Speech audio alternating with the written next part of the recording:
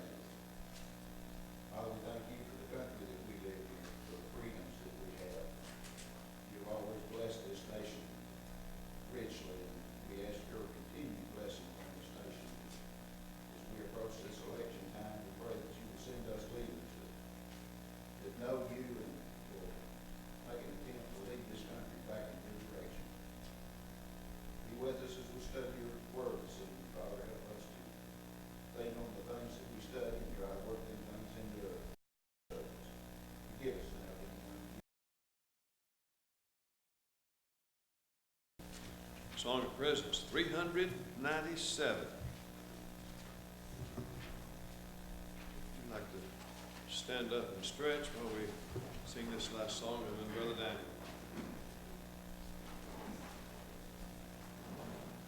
Brightly beams our Father's mercy from His light us evermore. But to us He gives the keeping of the lights along the shore.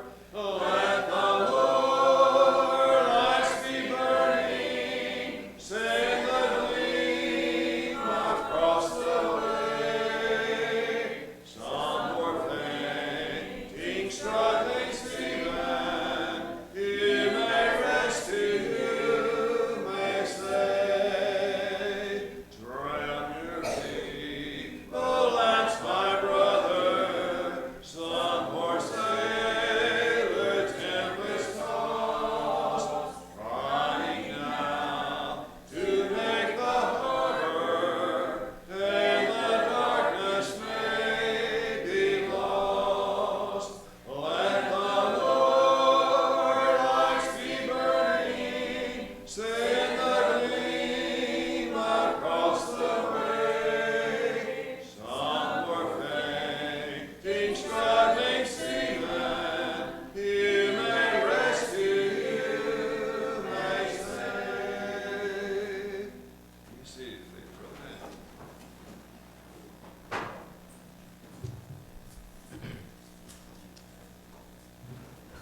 Stand for that song and maybe do a couple of jumping jacks or something. I don't know what it is, but some sleepy folks. I'm not a betting man, but I would wager a kid or two are going to go to sleep tonight. There's some of those faces already. I can see the glazed over look in the eye, where you know that they're not far from it. Toward the end of school, when they Kind of antsy and tired, and kind of like how I get toward the end of lunch, but it's just me. If you would, go ahead and turn in your Bibles to 1 Samuel chapter 17. That's where we're going to spend a little bit of time tonight. 1 Samuel 17, you'll probably immediately recognize, if you have been keeping up with the Kids Sing cards. What do we read about 1 Samuel 17? See, I'm asking it in reverse. I know that I'm messing it up there. David and Goliath. David defeating Goliath. And the first part of 1 Samuel 17 is where Goliath comes out and defies the armies of Israel and challenges them to battle. And everybody is scared completely out of their minds. They don't want to have anything to do with fighting him.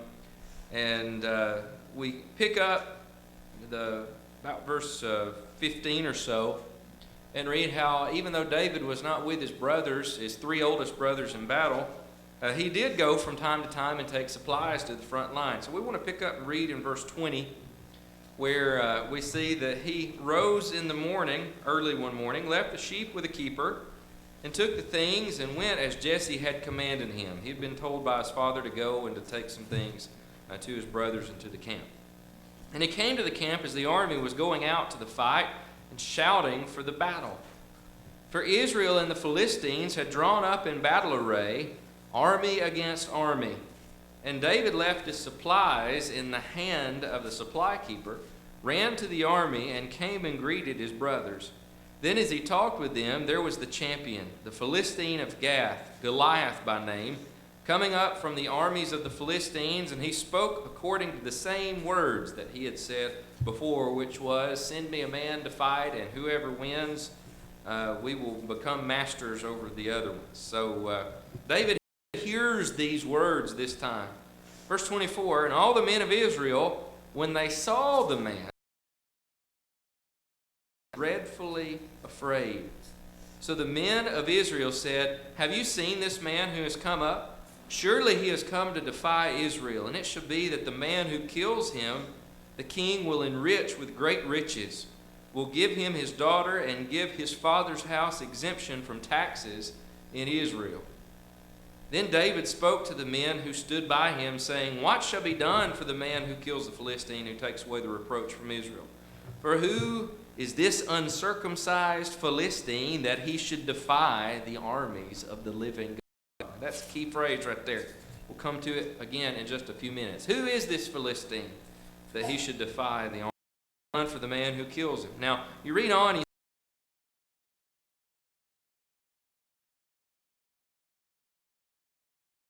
him, your servant will go and fight with this Philistine. And Saul said to David, You are not able to go against this Philistine to fight with him, for you are a youth, and he a man of war from his youth. But David said to Saul, Your servant used to keep his father's sheep, and when a lion or a bear came and took a lamb out of the flock, I went out after it and struck it, and delivered the lamb from its mouth. And when it arose against me, I caught it by its beard, and struck and killed it. Your servant has killed both lion and bear, and this uncircumcised Philistine will be like one of them, seeing he has defied the armies of the living God. Moreover, David said, The Lord who delivered me from the paw of the lion and from the paw of the bear, he will deliver me from the hand of this Philistine. And Saul said to David, Go, and the Lord be with you. Now, that's our main text for tonight's lesson, and we're going to come back and look at some things from it in just a moment. But I want you to think about this question. How good are you at seeing problems? How good are you at pinpointing the problems with things? There's a plus side to that, in that if you're going to be a mechanic or any kind of a repair technician for anything, we sometimes have a problem with pointing out problems. It's one thing to spot the problems, and that can be a good thing, and it's a necessary thing, but here's a second follow-up question to that. Are you also good, if you're good at picking out problems, are you also good at doing your part to fix them? Think about that for just a moment. It's far easier sometimes to point out the problems than it is to actually be the one who has a hand in fixing the problem. And how this relates to 1 Samuel 17 this evening, I think this is actually a big part of what the writer of 1 Samuel was trying to get across to us, because one of the major aspects of being a good leader in anything is what? Being able to see the problems, but also being able to fix the problems, to guide the people in whatever direction they need to go to be able to fix them. And of course, as we're introduced to David here back a chapter before this, but really introduced to David as a person and the way that he thinks and speaks and acts, we see in David someone who's not only able to see the problem, and the real problem for that matter, but also he's not afraid to be the one to step out there and fix the problem himself. The reason this is important is because, put it this way, how many of you have ever heard or used the phrase before, constructive criticism? Now, I know people use that phrase. I'm not convinced that even half the people who talk about offering constructive criticism actually understand what constructive criticism actually is. They just offer criticism, and they want it to be constructive. Here's the difference, though. There's whining, and then there's constructive criticism. Whining is just simply identifying the problem. But constructive criticism is offering the solution to the problem. And leadership is being part of the solution to the problem. You see how that works? And David is certainly qualified to be a leader. He's going to be king, and this is part of what we see in David as we look through this chapter as well. But there's two things I want to point out to you about this that I think we can learn from in the way that David sees the issue at hand. Because when you look at it, you're tempted at first in reading 1 Samuel 17 to think that the issue is what? Goliath. Goliath is the problem. Here is this, if you go back to earlier in the chapter, and we didn't read it, but here is this gigantic man. We estimate, if you go by our measures and what you read here, probably about 9 feet tall, somewhere in that neighborhood, carrying this huge weight of armor and these massive weapons that he has. He's a seasoned veteran in battle, because the Philistines were a pretty gnarly group of people. They did a lot of fighting. And he was apparently, in being a champion, as the way he's referred to, was really good at it. And on the surface, David points at and implies by what it is that he said, is the giant was not the problem. It was their faith that was the problem. And so here's the first point I want you to think about this evening. David saw the real problem.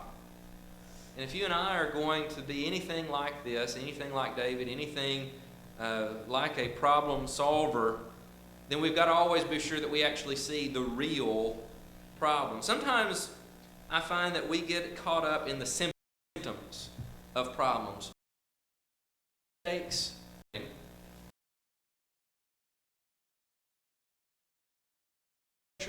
tumor, all kinds of serious things that could be causing a person to have a headache. And until that person treats the root cause, then they're not doing any good, are they? And we tend to do that in our relationships. We tend to do that as the church as well. We end up focusing on the symptoms of problems instead of actually the problem, the root problem itself. And that's something about David that's unique here, is that he gets right to the root of the problem. And if you think about this from the standpoint of Israel, again, they see this giant come and they run scared. And their way, at least in their mind, maybe of solving this problem is to do what? We got to find our biggest and baddest dude to send down there. The problem is nobody is really stepping up to volunteer to do that. And this goes on for 40 days. What's interesting to me is what you read at the end of verse 20, that as David appears there, and this has been going on for 40 days where the Philistine comes out morning and night, they're lined up in battle array and they're shouting the battle cry and nobody's fighting. They're making a bunch of noise. And then when David comes along, they say, have you seen this guy? Look at this big old dude they got down there. And all the while, their focus has been on what? The giant is the problem. But what was the real issue? What does David say? This is why I pointed this phrase out a moment ago as we read through our text. Look at the end of verse 26. David gets right to the root of it. For who is this uncircumcised Philistine that he should defy the armies of the living God? David's perspective was this. This guy's nobody. Who does this guy really think he is to stand up against the armies of the living God? They had forgotten on the Philistines' terms. And they forgot that they had who on their side? God.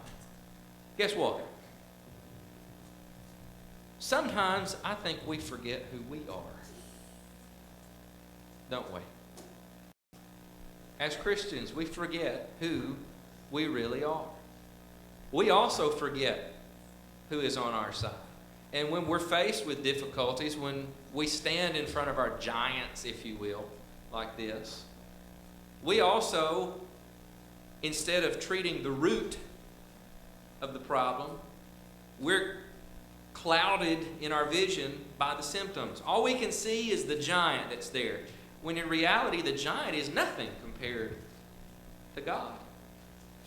And I think we need to remind ourselves that. We need almost constant reminders of that, I'm afraid, in that we forget who we really are as children of God. In 2 Timothy chapter 1 and verse 7, if you want to write down a few of these and look at them on your own, I would encourage you to do this. Paul reminds Timothy that we do not have a spirit of fear, but of power and sound mind.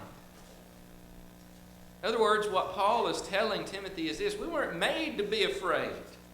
That's not the way God intends for us to be. We have the living God on our side.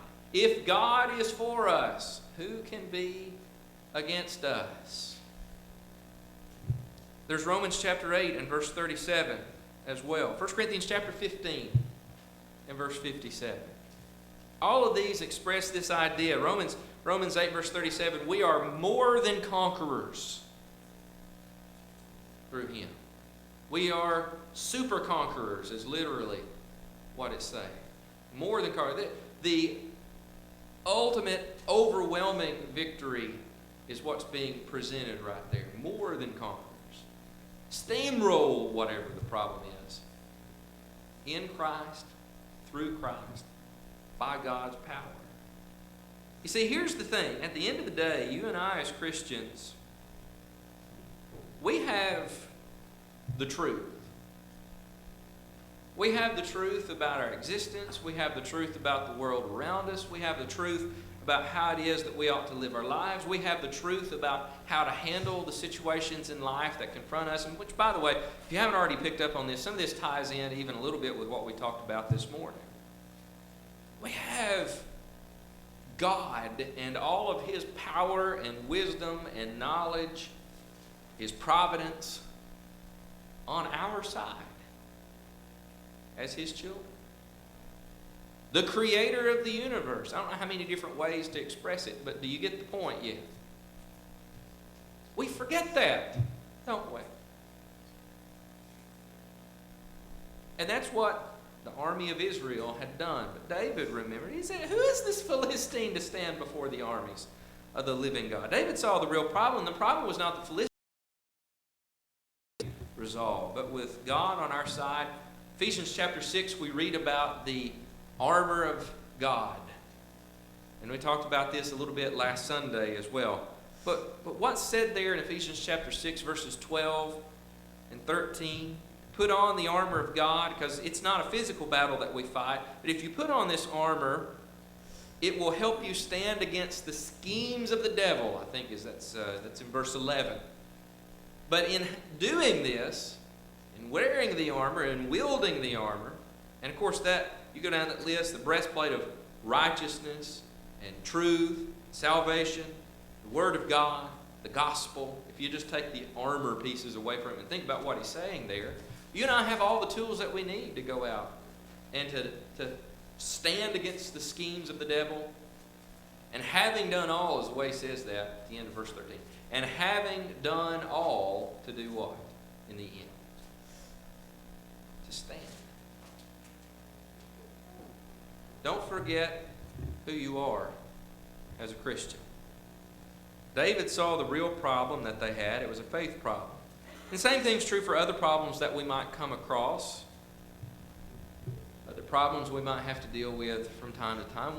Be sure you're looking at the root problem. Because when David stepped out then in faith, and this is the second thing. David saw the real problem, and then second of all tonight, and this is the last point, David then took action to fix that problem, and he did so in faith to solve the problem. He believed that God was with him. Look at verse 32. Then David said to Saul, and this is after Saul had sent for him and wanted to talk to David about it. David said to Saul, "Let no man's heart fail because of him. Your servant will go and fight with this Philistine." By the way, I think it's worth mentioning as we look at this, sometimes we probably also get the wrong concept, not only of Moses floating down the river, but also about David being a little boy. If you go back to chapter 16, whenever David is introduced to Saul, he is described as being a man of war. He's fought before. He's been in battle before. He's not some 12-year-old, because that wouldn't make sense either whenever you look at chapter 18 and what Saul runs him through, wanting to marry him to one of his daughters, and then switching that around and having him go off and fight more Philistines and all the other things that go on. David's been in battle, but not enough for Saul's comfort, as you'll see, because he says there's no way you can go and fight him. But notice that phrase there, though. Let no man's heart fail. We use the word discouraged, to become discouraged. And that's a vivid description there of what discouragement is. Discouragement is basically heart failure. No, not your physical heart, but your emotional heart, your spiritual heart, if you will. You lose heart. You lose what's pumping the blood through you, so to speak, what's giving you the ability to move. He says, don't let people lose heart. Don't let them become discouraged because of Goliath. Don't let them suffer heart failure. Because very often when it comes even to us, what causes people to no longer be effective in serving God, and difficulties at times even, is that losing of heart, that discouragement, that heart failure, if you will, that people experience. But David didn't have that. David had heart. And we have that amazing statement of boldness that David has when he talks about Goliath being no more to him than one of the lions or bears that he has killed in the past as he was watching his father's sheep. I don't know about you. There's a part of me that if I had to choose between whoever Goliath was and a lion or a bear, I think I may choose Goliath, actually, to be honest. I mean, if you've ever been up very close to a lion before, maybe in the zoo where they've got the nice big plate glass that I know it's this thick and it's supposed to be safe, but I won't feel good unless it's about that thick. Those are powerful beasts, aren't they? Bears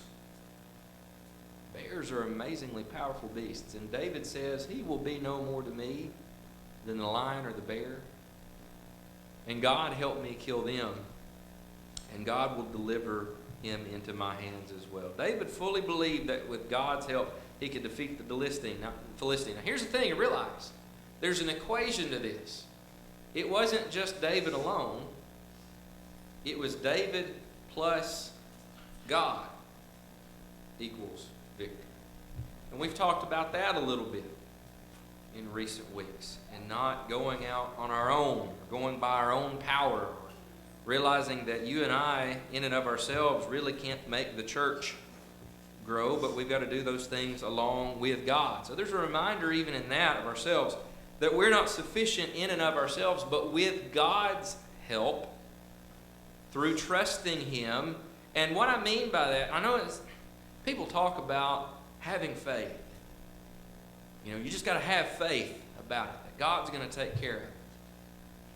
And there's an element of that which is you trusting in God's providence and Him working situations out in ways that you and I can't see and can never really be sure of, for that matter. But there's an element of that. But there's also the other side of it, which is this. If I trust God, if I trust God's way of doing things, like we talked about this morning, then that means I'm going to do what God expects for me to do, because that's part of trusting God.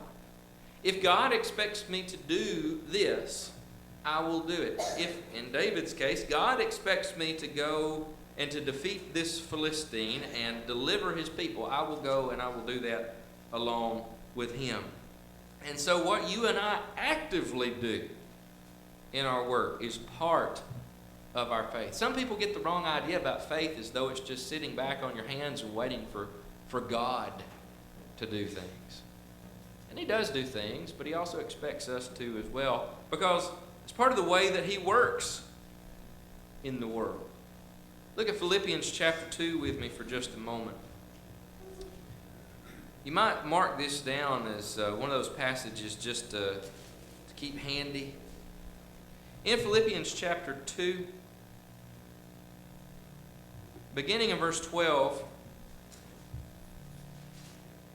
Paul writes to the church in Philippi, "Therefore, my beloved, as you have always," and here's key word, "obeyed, not as in my presence only, but now much more in my absence, work out your own salvation." You might write in the margin of your Bible that phrase, "work out your own salvation," literally means bring about your own salvation. Bring about. You and I have a part in our salvation. It's not just God doing things. We have a part. We can't earn it, but we have a part in it. "So as you have always obeyed, not as in my presence only, but now much more in my absence, work out your own salvation with fear and trembling." And then key word here, for, because, notice this, it is God who works in you both to will and to do for His good pleasure. Let's go at this in reverse for just a second. He says to do what? Obey and work out your own salvation. Why do you obey? Because God works in you. So if we work backwards from that, what's He saying? God works in you and through you for His good pleasure to carry out His will when you obey Him.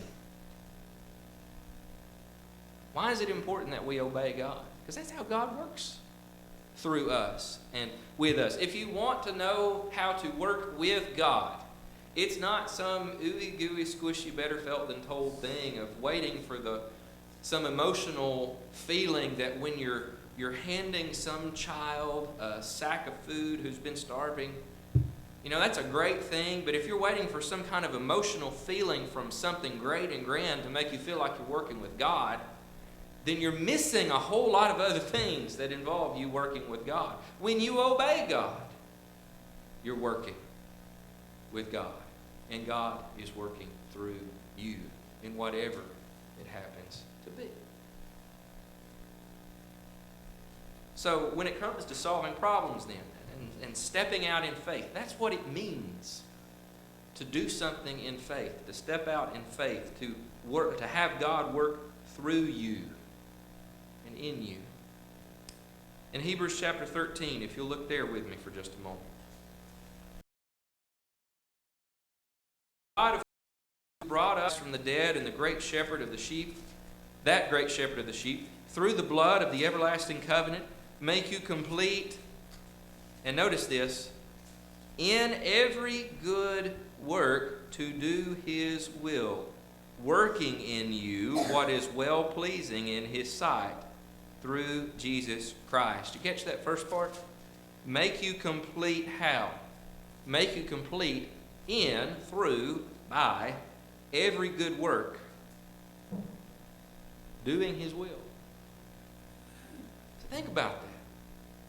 Part of being the solution of the problem and taking action and stepping out on faith is simply obeying, working with God, letting God work through you. God can only work through you in this way when you're obedient and righteous in your living.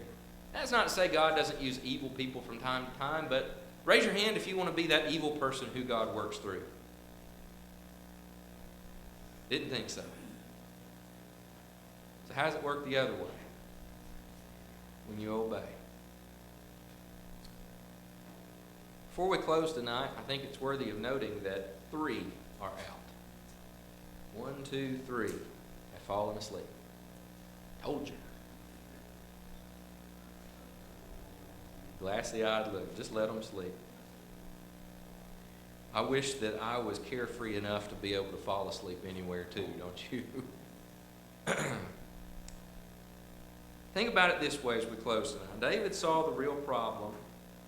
David then took action to solve the problem. But here's one other thing about David that I think makes this attractive and why you and I need to keep it in mind. Look at 1 Samuel 13 with me for just a second. Whenever Saul offers the unlawful sacrifice and Samuel comes and tells him that the kingdom is not going to be established forever, it's not going to continue. Look at verse 14. He says, "Now your kingdom shall not continue. The Lord has sought for himself a man after his own heart." That phrase there, a man after his own heart. We know David as being what? We refer to him sometimes as a man after God's own heart, because David was the one who filled that desire, if you will, that God had. He sought for himself a man after his own heart. When you and I approach the problems, approach the giants in the way in which David did, then we're approaching them in the way in which a person after God's own heart would do. What that means is this: you're looking at things the way that God looks at things. You're dealing with things the way that God would deal with things. You're looking at things and handling situations the way that Jesus would do. Isn't that what we all want to do? I hope so. So I hope I've given you some things this evening to consider. I hope that as you see things arise, and again, a lot of these lessons in the next several weeks, there's some kind of tie into the campaign. I guess what I'm hoping from tonight as we think about these things is that you will step in as time goes on, not just in the next month and a half. As I've said over and over and over again, and I will continue to repeat, the campaign starts on June the 18th and it ends when you either die or the Lord comes first. Will you be the person who, from that point on, well, from this point on for that matter, is like David? You see the problems, but you don't just run away from them or sit back or wait for somebody else to solve them. You be the person who steps in faith and handles it the way that God wants you to handle it. Can you do that? That's the challenge. As we close tonight, the invitation is offered to you. If you're here tonight and have any need, we're giving you this opportunity. If you'll come now, as together we stand and sing. Days are filled with sorrow and care, hearts are lonely and bare. Burdens are lifted at Calvary, Jesus is very near. Burdens are lifted at Calvary, Calvary, Calvary. Burdens are lifted at Calvary, Jesus is very near.